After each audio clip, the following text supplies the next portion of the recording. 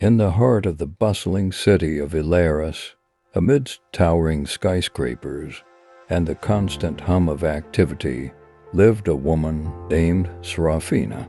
To those who knew her, she was not just a person, but a beacon of kindness and compassion. Seraphina worked as a nurse at the Ilaris General Hospital, where she was renowned not only for her skill, but for her unparalleled empathy.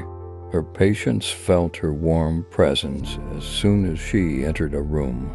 She had an uncanny ability to comfort and soothe even the most agitated souls. Her colleagues often wondered where her endless reservoir of compassion came from, for she never seemed to tire of giving. Born in a small village far from the city's hustle, Seraphina had faced her share of hardships. She lost her parents to illness at a young age and was raised by her grandmother, who taught her the values of love and resilience. From her grandmother, she learned that true strength lay not in physical power, but in the ability to care for others, no matter the circumstances. One winter's evening, as a fierce storm raged outside, a man stumbled into the hospital's emergency room, clutching his side. Blood oozed through his fingers, and his face was twisted in pain. The nurses and doctors sprang into action, including Seraphina. The man, who was later identified as Lucas, had been attacked and left for dead in a nearby alley. As the team worked to stabilize him, Seraphina stayed by his side, holding his hand and speaking softly, assuring him that he was safe. Over the next few weeks, Seraphina visited Lucas daily. She learned that he was a musician who had fallen on hard times, living on the street after losing his job and home. Despite his plight, Lucas had an indomitable spirit and often entertained other patients with his stories and songs, using whatever he could find as instruments. Seraphina saw in him a kindred spirit, someone who, despite life's harshness, still found a way to spread light. When Lucas was discharged, Seraphina couldn't shake the feeling that there was more she could do. She sought out resources and community programs that could help him get back on his feet.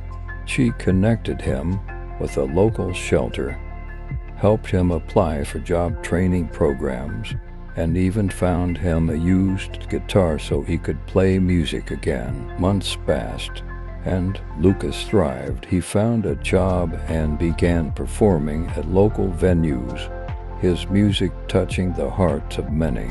He often spoke of a guardian angel who had saved his life, a woman named Seraphina, who had given him not just care, but hope. As the years went by, Seraphina's acts of kindness became legendary in Ilaris. People would come to the hospital just to see her, believing in the healing power of her presence. She never sought recognition or reward. Her joy came from knowing that she had made a difference in someone's life, no matter how small. One day, as Seraphina walked through the city park, she saw Lucas playing his guitar under the shade of an old oak tree, surrounded by a crowd. He caught sight of her and, with a smile, began to play a melody that was both haunting and beautiful.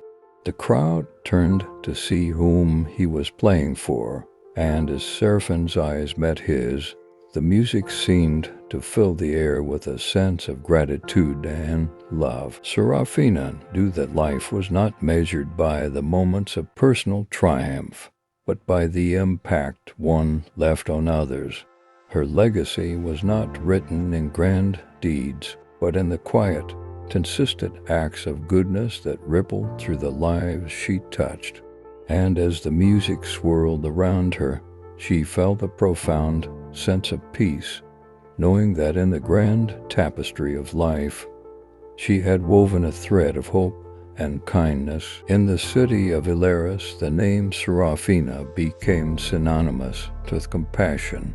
And though the city continued to grow and change, her story lived on in the hearts of those she had helped, a testament to the enduring power of a good woman.